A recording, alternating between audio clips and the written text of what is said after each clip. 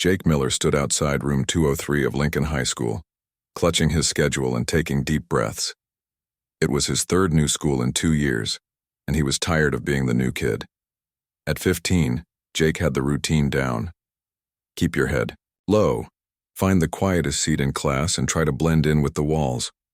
Moving around so much because of his dad's job meant he never stayed in one place long enough to make real friends. The bell rang, and Jake pushed open the door to Mr. Boyd's social studies class.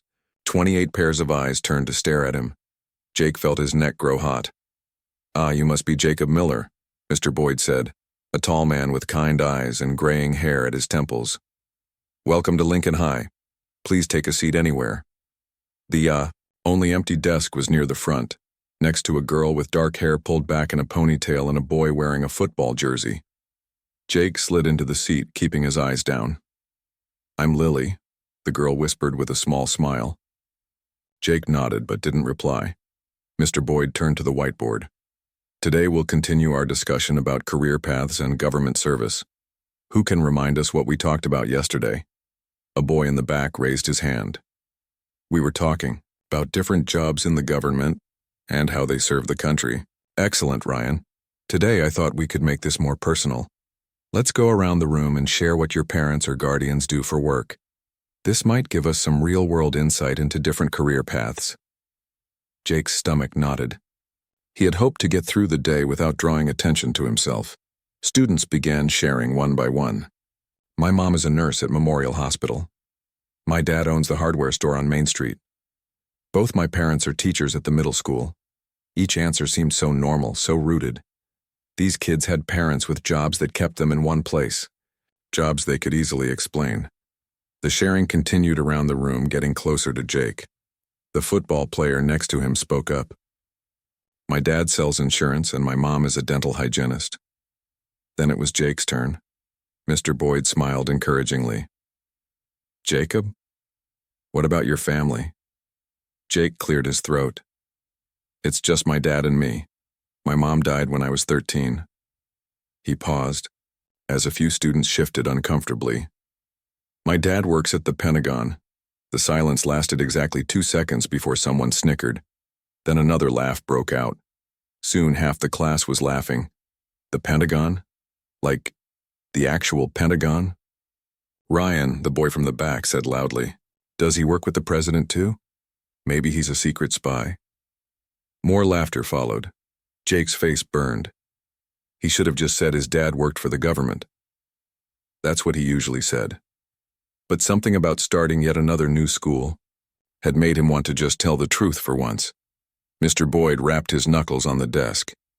"That's enough. We respect each other in this classroom." But the damage was done. Jake could hear the whispers. "Show off. Liar. Who does he think he's fooling?" Lily leaned over slightly. "I believe you," she whispered. But Jake wasn't sure if she meant it or was just being nice. Mr. Boyd continued the discussion, but Jake barely heard anything. When the bell rang, he grabbed his backpack and hurried out, ignoring Mr. Boyd calling his name. In the hallway, a hand clapped on his shoulder. Jake turned to see Ryan, surrounded by 3 other boys.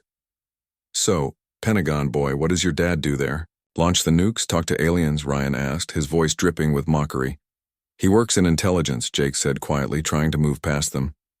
"Intelligence? Well, that trait must have skipped a generation," one of Ryan's friends said, causing the others to laugh. "Leave me alone," Jake muttered, pushing past them. "Ooh, Pentagon boy is getting angry. What's he gonna do? Call in an airstrike?" Ryan called after him. Jake kept walking, his eyes fixed ahead. This was why he never told people the truth. No one ever believed him. By lunchtime, word had spread. Jake heard whispers as he walked through the cafeteria with his tray. "That's him. Pentagon boy. Says his dad is some big shot." He found an empty table in the corner and sat alone, picking at his food without appetite. His dad had warned him that people might react this way.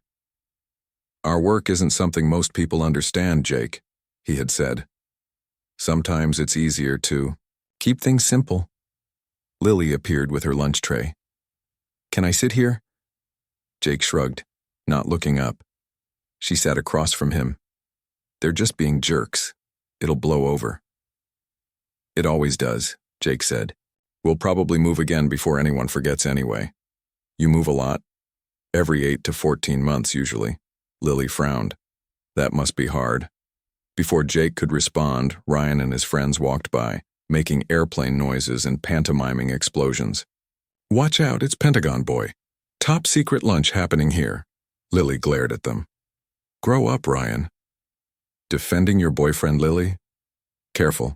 He might report you to Homeland Security. Jake stood up suddenly, grabbed his tray, and dumped his uneaten lunch in the trash. He spent the rest of lunch period in the library, hiding among the stacks of books. After school, Jake walked the mile home to their rented house. His dad wouldn't be home until late, as usual. Since his mom died, it had mostly been just Jake and his homework at the kitchen table each night. He heated up leftover pasta and sat at the table with his social studies textbook open.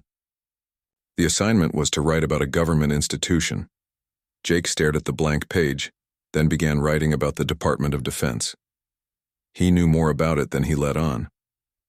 At 10:30 p.m., the front door opened. Paul Miller walked in, looking tired in his rumpled suit. He set his briefcase by the door and loosened his tie. Hey, kiddo. Sorry I'm late. New assignment has everyone working overtime. Jake shrugged. It's fine. Paul opened the refrigerator, found the pasta container, and spooned some onto a plate. How was the first day at the new school?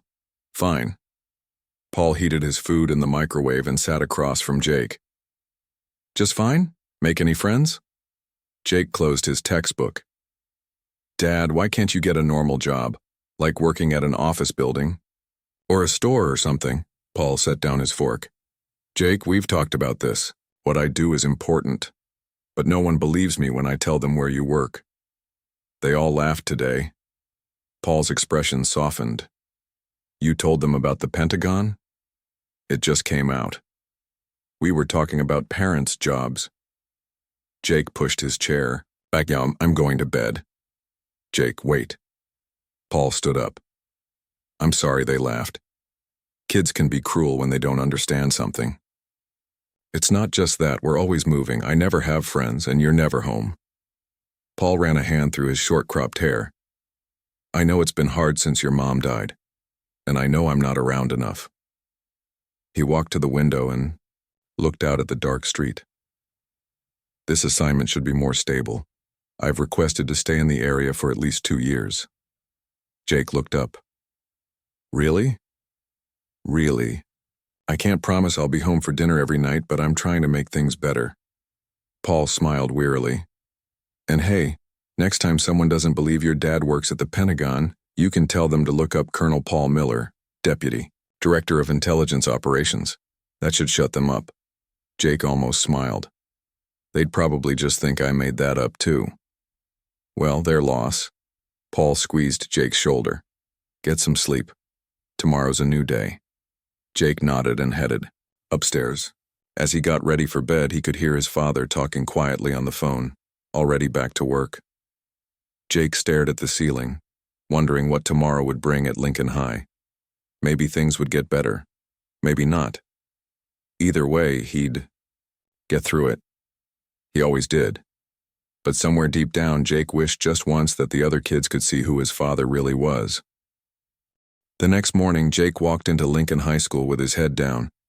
He had hoped that maybe the Pentagon dad jokes would be forgotten overnight, but he wasn't that lucky. As soon as he reached his locker, he heard the whispers. There's Pentagon boy. I heard his dad is actually unemployed. My brother said he's made up stories at his last school too. Jake opened his locker and pretended not to hear. He grabbed his books for his first 2 classes and shut the metal door with a bit more force than necessary. Rough morning already? Lily appeared beside him, hugging her notebook to her chest. Jake shrugged. Nothing I'm not used to. Well, at least we have a group project in Mr. Boyd's class today. That might be more fun than yesterday. Jake doubted it, but he nodded anyway. When they walked into social studies, Mr. Boyd was writing on the board, American Government Institutions Project. Jake slid into his seat trying to be invisible. Good morning, everyone. Mr. Boyd said. Today we're starting our major project for the quarter. You'll work in groups of 4 to research a government institution and present your findings next. Friday, Ryan raised his hand. Can we pick our own groups? No, Mr. Collins, I've already assigned the groups to make sure everyone gets to work with new people. Mr. Boyd picked up a paper from his desk. When I call your names, please move to sit together. Jake listened anxiously as Mr. Boyd read off the groups. Finally, he heard his name. Group 3. Jake Miller, Lily Patel, Ryan Collins, and Kevin Wu. Jake's heart sank. Of all people to be grouped with, why did it have to be Ryan? Lily gave him a sympathetic look as they moved their desks. Together, Kevin, a quiet boy who usually sat in the back, joined them without comment. Ryan came last, dragging his chair and sighing loudly. Great. I'm stuck with Pentagon boy, Ryan muttered. Mr. Boyd continued. Each group will select one institution from this list. He handed out papers with options like the Supreme Court, Department of State, the Federal Reserve, and Department of Defense. You'll research its history, function, and importance to our democracy. You'll need to include visual aids and prepare a 15-minute presentation. Ryan snatched the paper. I say we do the FBI. That sounds cool. What about the Supreme Court? Lily suggested. That might be easier to research. Boring, Ryan said. Kevin, what do you think? Kevin pushed his glasses up. I don't care, whatever's easiest. 3 pairs of eyes turned to Jake. He pointed to an option near the bottom of the list. What about the Department of Defense? Ryan snorted. Of course that's what you want, so you can make up more stories about your dad? I wasn't making anything up, Jake said quietly. Right. And I'm secretly the president's son. Lily interrupted. Let's just vote. I'm fine with the Department of Defense. Kevin nodded. Me too. Ryan threw up his hands. Whatever, but I'm not doing all the work while Pentagon boy here pretends to have insider information. Mr. Boyd came over to their group. Have you made a decision? Department of Defense, Lily said before Ryan could speak. Excellent choice, Mr. Boyd said, marking it on his clipboard. And Jake, since your father works in that area, perhaps he could be a resource for your group. The other students in class who overheard started giggling. Ryan rolled his eyes dramatically. Yeah, we'll definitely ask his Pentagon dad for help. Mr. Boyd frowned at Ryan but moved on to the next group. Jake wanted to disappear under his desk. Don't listen to him, Lily whispered. The rest of the class period was spent dividing up research tasks. Despite Ryan's attitude, they managed to assign everyone a part. Jake would cover military intelligence, Kevin would research the history of the department, Lily would focus on its organizational structure, and Ryan would cover its budget and main functions. As they packed up at the end of class, Ryan pointed at Jake. Just stick to the facts from the books, okay? We don't need your made-up stories ruining our grade. Jake didn't respond. He was getting tired of defending himself. At lunch, Jake planned to eat alone again, but Lily found him at his corner table. Mind if I join you again? Jake shook his head, secretly glad for the company. Ryan's a jerk, Lily said, opening her milk carton. He's always been like that, especially to new kids. Why are you being nice to me? Jake asked suddenly. Lily looked surprised. Why wouldn't I be? Most people don't bother with the new kid who's probably going to leave soon anyway. Lily shrugged. My mom says you should treat people how you want to be treated. Besides, I was the new kid last year. I know. It's hard. Before Jake could respond, Mr. Boyd approached their table. Jake, could I speak with you for a moment? Jake followed Mr. Boyd to a quiet corner of the cafeteria, his stomach tight with worry. Was he in trouble? Jake, I noticed things were a bit tense in your group today, Mr. Boyd said. I want you to know that I believe you about your father. Jake looked up in surprise. I've been teaching for 20 years. I can tell when a student is lying and when they're telling the truth. Mr. Boyd's voice was kind. The Department of Defense project might be a good opportunity for your classmates to learn something about what your father does. They won't believe anything I say, Jake said. Maybe not at first, but the truth has a way of coming out. Mr. Boyd smiled. By the way, we have a career day coming up next Friday after your presentations. We invite parents to come speak about their jobs. Do you think your father might be interested? Jake thought about his dad's busy schedule, the late nights and early mornings. I don't know. He's really busy. Well, if he's interested, have him call me. Mr. Boyd handed Jake a card with his phone number. Sometimes seeing is believing. That evening, Jake was surprised to find his father home before him. Paul Miller sat at the kitchen table with files spread out before him. Dad, what are you doing home? Paul looked up and smiled. Thought I'd work from home this afternoon. How was school? Jake dropped his backpack on a chair. We started a group project in social studies on the Department of Defense. Paul raised his eyebrows. Really? That's quite a coincidence. Mr. Boyd assigned it after I told everyone you work at the Pentagon, Jake admitted. No one believes me, especially this guy Ryan who's in my group. Paul closed the file he was reading. Does it bother you that they don't believe you? Jake shrugged, opening the refrigerator to grab a soda. I guess it's just, you're really good at what you do. Important. And they think I'm just some kid, making stuff up to sound cool. Paul was quiet for a moment. Sometimes it's hard when people don't see the truth about us, but does their opinion change who I am or what I do? No. Or who you are? Jake shook the soda can. I guess not. Then maybe it doesn't matter so much what they believe. Paul tapped his fingers on the table. Though I admit, it might be satisfying to see the look on this Ryan's face if he knew the truth. Jake smiled a little. Then he remembered Mr. Boyd's card. He pulled it from his pocket. My teacher gave me this. He said there's a career day next Friday. He wondered if you might want to come talk about your job. Paul took the card and studied it. Career day, huh? I told him you're probably too busy, Jake said quickly. It's not a big deal. Paul looked at his son thoughtfully. What time is it? I think around 1 p.m., after our presentations. Paul pulled out his phone and checked his calendar. I might be able to move some things around. Let me think about it, okay? Jake nodded, trying not to get his hopes up. His dad had missed school. Events before when work emergencies came up. That night, as Jake worked on his part of the project, he found himself thinking about what his father had said. Maybe it didn't matter what others believed. But as he researched military intelligence for his presentation, a small part of him couldn't help wishing that just once, his classmates could see the truth about his Pentagon dad. Outside his bedroom, Jake heard his father on the phone, his voice low and serious. He was discussing something about security clearances and guest speakers.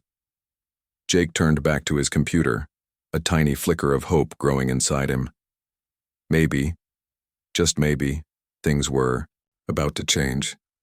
The weekend passed quickly as Jake worked on his part of the project. He spent hours researching military intelligence, careful to use only information that was publicly available. His dad had taught him the difference between what was classified and what wasn't. Even though Jake knew more than most kids his age about how the Pentagon worked, he stuck to the facts he could cite from books and official websites. Monday morning brought rain and gray skies. Jake hurried into school, shaking water from his jacket. As he approached his locker, he noticed Ryan and 2 of his friends huddled together, laughing. They grew quiet when they saw Jake. Morning, Pentagon boy, Ryan said with a smirk. Ready for our group meeting after school? Jake nodded without speaking and opened his locker. I did some research this weekend, Ryan continued. I looked up deputy directors at the Pentagon. Funny, I didn't see any Paul Miller listed. Jake's hand froze on his math textbook.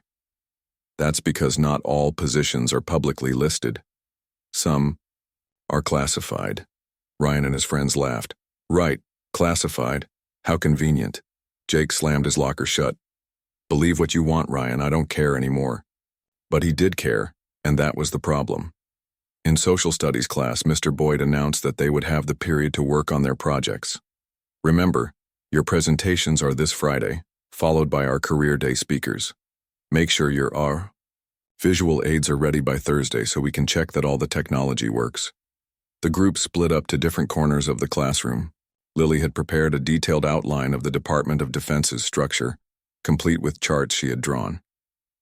Kevin had written 3 pages about the history of the department, from its beginnings as the War Department to the present day.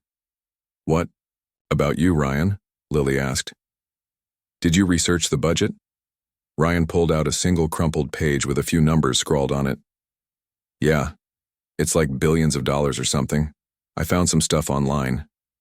Lily frowned. "That's not very detailed. We need more than that." "Well, why don't we ask Jake's dad? He probably knows all about it," Ryan said sarcastically. Jake ignored the comment and pulled out his own research. "I focused on the intelligence divisions and how they gather and analyze information to protect national security." He had organized his notes clearly, with specific examples of how military intelligence had been crucial in past operations. He had even found a public photo of the Pentagon's intelligence center that they could use in their presentation. Lily looked impressed. "This is really good, Jake." Even Kevin nodded. "Yeah, where did you learn all this stuff?" Before Jake could answer, Ryan interrupted. "Probably made it all up like his dad's job." "I didn't make anything up," Jake said firmly. "Everything here is from official sources. Check the citations." Ryan rolled his eyes but didn't argue further. They spent the rest of the period dividing up the presentation parts. Despite Ryan's attitude, the project was coming together well. After school, Jake found a message from his dad on his phone. "Working late tonight. Leftover chicken in fridge. Don't wait up." Jake sighed. He had wanted to ask his dad if he had decided about career day. It was already Monday and the event was on Friday. He texted back, "Okay, did you think about career day?" There was no immediate response. Jake walked home alone, kicking at puddles as the rain continued to fall. At home, Jake heated up the leftover chicken and worked on creating slides for their presentation. His phone remained silent. The next morning, Jake checked his phone first thing. Still no response from his dad. He tried not to feel disappointed. His dad was busy with important work. Jake understood that, even if no one else did. At school, Lily caught up with him in the hallway. "How's your part of the presentation coming?" "Pretty good. I made some slides last night." "Great. Kevin and I are meeting in the library after school to practice. Want to join us?" Jake nodded. "Sure. What about Ryan?" Lily made a face. "I told him, but he said he has baseball practice. Honestly, I don't think he's taking this seriously." "His loss," Jake said, surprising himself with his confidence. The day passed quickly. In social studies, they had a substitute teacher because Mr. Boyd was out sick. They worked independently on their projects, with Jake, Lily, and Kevin huddled together while Ryan sat with his friends on the other side of the room. "I think we should rearrange the order," Lily suggested. "Kevin starts with the history, then I'll cover the structure, Ryan can do the budget part, and Jake can finish with the intelligence section." "Sounds good," Kevin agreed. "And we need to time it so everyone gets an equal part." Jake nodded, then hesitated. "What if my dad does come for career day? Should we mention that in our presentation?" Lily looked thoughtful. "Do you think he will come?" "I don't know. He hasn't answered yet." "Well, let's prepare the presentation without mentioning it. If he does come, it will be a nice surprise." After school, the 3 of them met in the library. They practiced their parts, timing each section carefully. Jake felt proud of how his research had turned out. Even if his classmates didn't believe his dad worked at the Pentagon, they would have to admit his work on the project was good. As they were finishing, Jake's phone buzzed with a text. It was from his dad. "Sorry for late reply, been in meetings looking into career day. We'll let you know by tomorrow. How's project going?" Jake smiled and texted back. "Project is good. Working with my group now. Hope you can make it Friday." When Jake got home that evening, he was surprised to find his dad's car in the driveway. Inside, Paul Miller was on the phone, pacing the living room. "Yes, sir. I understand the security concerns. Yes, I've already spoken with them about the clearance. No classified information, of course. Just a general overview of defense intelligence careers. Thank you, sir. I appreciate it." Paul hung up and noticed Jake standing in the doorway. Hey kiddo, how was school? Fine, was that about career day? Paul nodded. I'm trying to arrange it. There's a lot of red tape when someone in my position wants to speak at a public school. But I think it's going to work out. Jake felt a surge of excitement. Really? You're going to come? I'm doing my best. I've got provisional approval, just waiting on final confirmation. Paul smiled at his son. Now, how about you show me this presentation you're working on? They sat at the kitchen table as Jake walked through his slides. Paul listened attentively, offering suggestions and praising Jake's work. You've done excellent research, Jake. I'm impressed. Really? I was worried it wasn't good enough. It's very good. You have a knack for organizing information clearly. Paul leaned back in his chair. You know, that's an important skill in intelligence work. Jake felt a warm glow of pride. Do you think I could do what you do someday? Paul looked at his son thoughtfully. If that's what you want, yes. You have the mind for it. But it's not an easy life, Jake. The constant moves, the secrecy, the long hours. I know, but it's important work, right? It is. But so is having a normal life. Friends. Roots. Paul ran a hand through his hair. Sometimes I wonder if I've asked too much of you. Jake shook his head. I'm okay, Dad, really. Paul's phone rang again. He checked the number and sighed. I need to take this. Keep working on your presentation. It's going to be great. As his dad stepped outside to take the call, Jake turned back to his computer. For the first time since starting at Lincoln High, he felt hopeful. His dad was trying to come to career day, and if he did, everyone would finally know the truth. Jake imagined the look on Ryan's face when his dad walked into the classroom. The thought made him smile. But more than proving Ryan wrong, Jake realized he just wanted his classmates to see his dad for who he really was. Not just a Pentagon official, but a dedicated, hard-working father who served his country every day. Outside, Paul continued his phone conversation, his voice rising and falling as he negotiated with whoever was on the other end. Jake couldn't hear the words, but he could tell it was important. His dad was fighting to be there on Friday, and that meant everything to Jake. Thursday arrived with nervous energy as the students of Lincoln High prepared for their presentations the next day. Jake had barely seen his father all week. Each night, Paul Miller came home late, often after Jake was already in bed. Each morning he left before Jake woke up. The only signs of his presence were brief notes left on the kitchen counter. Good luck with your project, proud of you. Jake still didn't know if his dad would make it to career day. The last text he received simply said, still working on it. At school, Mr. Boyd was back from his sick day and eager to see how the projects were developing. Tomorrow is the big day, he reminded the class. After your presentations, we'll have our career day. Speakers. I'm excited to announce we have 5 parents coming to talk about their different jobs. Ryan leaned over to Jake. Is your dad one of them? He whispered mockingly. Jake didn't answer. He honestly didn't know. Mr. Boyd continued. We have a doctor, a small business owner, a software engineer, a chef, and he paused, looking at his list. A special government speaker whose name will be announced tomorrow. The class murmured with interest. Jake's heart skipped a beat. Could that be his dad? Mr. Boyd caught Jake's eye and gave a small nod, but didn't say anything more. After class, Jake approached Mr. Boyd's desk. That government speaker, is it my dad? Mr. Boyd smiled. I received a call yesterday from a very official-sounding person at the Department of Defense. They were making arrangements for a speaker but asked that we keep the details confidential until tomorrow. So it is him? I can't confirm that, Jake. But I think you might be pleasantly surprised tomorrow. Jake left the classroom feeling both excited and terrified. What if his dad did come?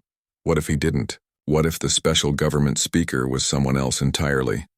At lunch, Lily found Jake in the cafeteria. You look worried, she said, just thinking about tomorrow. Our presentation will be fine. We've practiced it enough. It's not that. Jake pushed his food around his plate. Mr. Boyd said there's a special government speaker coming tomorrow. I think it might be my dad, but I'm not sure. Lily's eyes widened. Really? That would be amazing. If he actually shows up.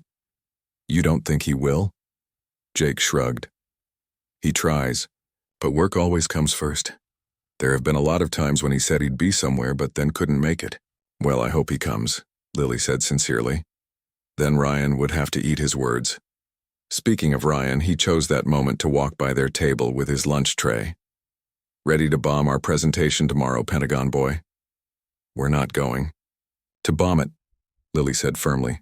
We've worked hard. Except for you, Jake added, surprising himself with his boldness. Ryan's face darkened. Watch it, new kid. You're still at the bottom of the food chain here.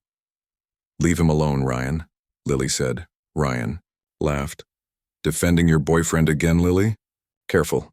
His imaginary Pentagon dad might put you on a watch list. As Ryan walked away, Jake felt his confidence falter. What if my dad doesn't come? Then we still have a good presentation, and Ryan is still a jerk, Lily said simply. But I have a feeling your dad will be there. That evening, Jake came home to an empty house again. He checked his phone for messages from his dad, but there were none. He tried calling, but it went straight to voicemail. Dad, it's me. Just wondering about tomorrow. The presentation is at 1 and career day starts right after. Mr. Boyd mentioned a special government speaker, and I was hoping, anyway, call me back if you can. Jake hung up feeling deflated. He went to his room and rehearsed his part of the presentation one more time, trying to focus on the project rather than whether his dad would show up. At 11:30 p.m., Jake was almost asleep when he heard the front door open. He got out of bed and went to the top of the stairs. His father was in the hallway, looking tired but determined as he hung up his coat. Dad? Paul looked up. Hey, kiddo. Sorry I'm so late. Is everything okay? Did you get my message? Paul nodded. Everything's fine. Just a lot of last-minute details to work out. He climbed the stairs and put a hand on Jake's shoulder. Big day tomorrow, huh? Yeah. Mr. Boyd said there's a special government speaker coming for career day. Paul's face revealed nothing. Is that so?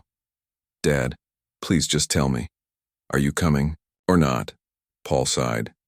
Jake, I want to be there more than anything, but there are security protocols that have to be followed when someone in my position makes a public appearance.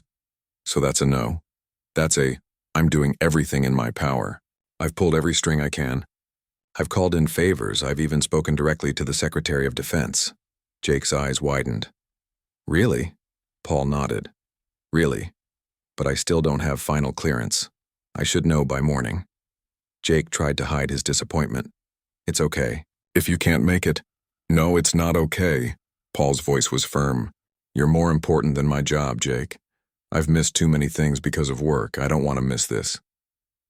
Jake didn't know what to say. His dad had never put it quite like that before.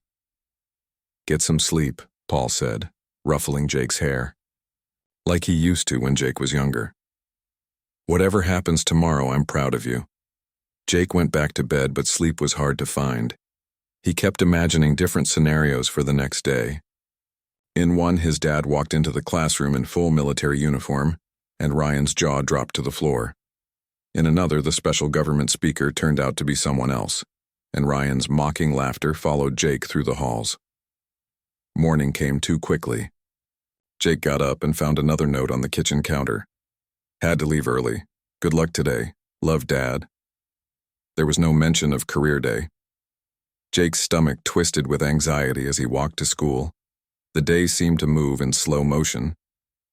His morning classes dragged on as he watched the clock tick toward social studies period.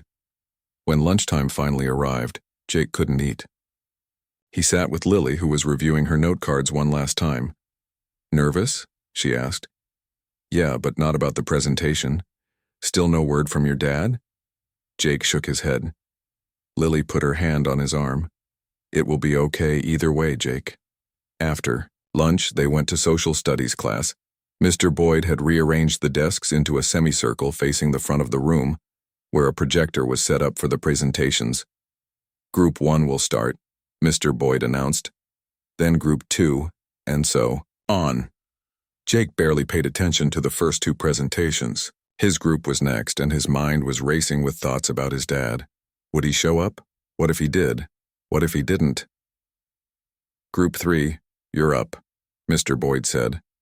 Jake, Lily, Kevin, and Ryan moved to the front of the room. They had agreed that Kevin would start with a history of the Department of Defense. As Kevin began speaking, Jake scanned the classroom. No sign of any visitors yet. Kevin finished his part and handed off to Lily, who presented the organizational structure clearly and confidently. Then it was Ryan's turn. He stumbled through his minimal research on the budget, clearly unprepared. Jake winced at the poor quality of Ryan's contribution. Finally, it was Jake's turn. He stepped forward with his notes, took a deep breath, and began presenting his research on military intelligence. As he spoke, he felt his confidence growing. He knew this material well, better than anyone else in the room. He explained complex concepts in simple terms, just as his dad had taught him to do. As Jake neared the end of his presentation, the classroom door opened quietly. Mr. Boyd looked up, then smiled. Jake continued speaking, not daring to turn around and look at who had entered. He heard footsteps and the sound of someone taking a position at the back of the room. And that concludes our presentation on the Department of Defense, Jake finished. Are there any questions? A few students raised their hands with basic questions that the group answered easily. Then Ryan, seeming to regain his confidence, spoke up. Jake, you seem to know a lot about military intelligence. Is that all from your dad, who supposedly works at the Pentagon? His tone made it clear he still didn't believe Jake. Before Jake could respond, a deep voice spoke from the back of the room. Actually, I'd be happy to answer that question. The entire class turned to look at the back of the classroom. Jake finally allowed himself to turn around too, his heart pounding in his chest. Standing there in full military dress uniform, complete with medals and insignia of high rank, was his father. The classroom fell completely silent. Every student stared at the tall, imposing figure in uniform standing at the back of the room. Two more men in uniform stood behind him, their faces serious and professional. Jake could hardly believe his eyes. His dad had come, after all. And not just in a regular suit. He had come in full military dress uniform with all his medals and rank insignia visible for everyone to see. Ryan's mouth hung open. He looked from Jake to Colonel Miller and back again, his face slowly turning. Mr. Boyd broke the silence. Class, we are honored to welcome Colonel Paul Miller, Deputy Director of Intelligence Operations at the Pentagon. Colonel Miller is our special government speaker for Career Day, and as you've just learned, he is also Jake's father. The students began to whisper excitedly. Jake could hear snippets. He was telling the truth. That's really his dad. Look at all those medals. Colonel Miller walked to the front of the classroom, his steps measured and confident. He shook Mr. Boyd's hand, then turned to face the class. Thank you for having me today. I apologize for arriving late. Security protocols. You understand. His voice was warm but authoritative. I had the pleasure of hearing the end of my son's presentation. Jake, excellent work explaining complex intelligence concepts. Jake couldn't help but smile. Thanks, Dad. Colonel Miller addressed the class. I'm here to talk about careers in defense and intelligence, but first, are there any questions about the presentation you just heard? Several hands shot up. Colonel Miller pointed to a girl in the front row. Sir, is it true that the Pentagon has secret underground floors? Colonel Miller smiled. I'm afraid I can't confirm or deny specific details about Pentagon security features. Next question. He pointed to another student. How many people work at the Pentagon?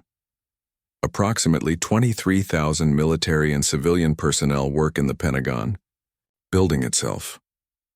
The questions continued, each one answered with clarity and precision. Jake watched his classmates' faces, noting their awe and respect. Even Ryan seemed too stunned to speak. Finally, Colonel Miller said, Now let me tell you a bit about what I do and the various career paths in defense intelligence. For the next 20 minutes, he explained his work in terms the students could understand, being careful not to reveal any classified information. He described how intelligence analysts gather and interpret data, how language specialists translate foreign communications, and how technology experts develop systems to protect national security. The work we do is vital to keeping our country safe, he explained, but it comes with sacrifices. My family has moved 7 times in the past 12 years. I often work long hours, sometimes through the night. I miss school events and birthdays more often than I'd like. He looked directly at Jake then. I'm fortunate to have a son who understands and supports what I do, even when it's difficult. Jake felt a lump in his throat. He had never heard his dad talk about him like this before. Colonel Miller continued, "Many of you may be considering future careers. Some of you might be interested in serving your country, whether in the military, intelligence, or civilian government roles. All of these paths are honorable and important. But remember that whatever career you choose, your character matters most. Integrity, honesty, respect for others, these qualities define you more than any job title." As he said this, his eyes moved briefly to Ryan, who sank lower in his seat. When Colonel Miller finished speaking, the class applauded enthusiastically. Mr. Boyd stood up. "Thank you, Colonel Miller, for that informative presentation. We're honored that you could join us today." "The honor is mine," Colonel Miller replied, "and if you don't mind, I'd like to stay for the other Career Day speakers. It's not often I get to attend one of my son's school events." "Of course," Mr. Boyd said, clearly pleased. "We have 4 more speakers waiting in the teacher's lounge. Let me go get our next presenter." As Mr. Boyd left the room, the students began talking excitedly. Colonel Miller walked over to Jake. "You did a great job with your presentation, son." "Thanks, Dad. I can't believe you're really here. I told you I'd try my best." He lowered his voice. "I had to call in quite a few favors. The Secretary of Defense himself had to sign off on this appearance." Jake felt a surge of pride. His dad had gone to such lengths just to be here for him. Lily approached them cautiously. "Excuse me, Colonel Miller. I'm Lily Patel, Jake's friend." Colonel Miller shook her hand. "Pleasure to meet you, Lily. Jake has mentioned you." "Your presentation was fascinating," Lily said. "I've been thinking about studying international relations in college. An excellent field. We need bright young minds like yours." As they chatted, Jake noticed Ryan standing awkwardly nearby, looking like he wanted to disappear. After a moment, Ryan stepped forward. Sir? I'm Ryan Collins. I was in the presentation group with Jake." Colonel Miller's expression remained neutral. "Yes, I gathered that from the presentation." Ryan swallowed hard. I wanted to apologize. To both of you. I didn't believe Jake when he said you worked at the Pentagon. I was really mean about it." Jake was shocked. He had never heard Ryan apologize to anyone before. Colonel Miller studied Ryan for a moment. "You know, in intelligence work, we're taught not to make assumptions without verifying facts. It's a good lesson for life, too." "Yes, sir," Ryan said, looking at the floor. "Jake is the one you should be apologizing to, not me." Ryan turned to Wei. "Jake. I'm sorry, Jake. I was a jerk. I shouldn't have made fun of you or called you a liar." Jake wasn't sure what to say. Part of him wanted to enjoy seeing Ryan humiliated, but something about his dad's presence made him want to be the bigger person. "It's okay," Jake said finally. "You didn't know." The classroom door opened as Mr. Boyd returned with a woman in a doctor's coat. "Our next speaker is Dr. Garcia, a pediatric surgeon at Memorial Hospital." As the next presentation began, Colonel Miller took a seat at the back of the room. Jake joined him, still amazed that his dad was actually here at his school. The rest of Career Day passed in a blur. After all the speakers finished, students were allowed to mingle and ask more questions. A crowd formed around Colonel Miller, with students eager to learn more about his work at the Pentagon. Jake stood to the side, watching with pride. Lily joined him. "Your dad is pretty impressive," she said. "Yeah, he is." "And you were right all along?" Jake nodded. "To be honest, I wasn't sure he'd make it today. His work always seemed to come first." "Well, he's here now." As the final bell rang, students began gathering their things. Colonel Miller made his way through the crowd to Jake. "Ready to go home, son?" "You're coming home now? Don't you have to get back to work?" Colonel Miller shook his head. I took the rest of the day off. I thought maybe we could grab dinner somewhere. Celebrate your successful presentation. Really? Jake couldn't remember the last time they had gone out for dinner together on a weekday. Really? And Lily is welcome to join us if she'd like. He nodded toward Lily, who was gathering her books nearby. Jake looked at his dad with new understanding. He had always been proud of his father's important job, but today he realized that his dad was proud of him too. As they walked out of the school building together, Jake noticed how students and teachers looked at them with respect. No one was laughing now. No one was calling him Pentagon boy or questioning his honesty. But strangely, that didn't seem to matter as much anymore. What mattered was that his dad had put him first today, above his important job and busy schedule. He had shown up when Jake needed him most. In the parking lot, Colonel Miller's government car waited with the two security officers standing beside it. As they approached, Colonel Miller put his arm around Jake's shoulders. "You know," he said, quietly, "of all the important work I do, being your dad is still the most important job I have." Jake smiled. After years of moving from place to place, of explaining who his dad was and what he did, of dealing with disbelief and mockery, Jake finally felt like he belonged somewhere. Not because everyone now knew his dad really did work at the Pentagon, but because he knew without a doubt that his dad was there for him, and that was worth more than all the Pentagon secrets in the world.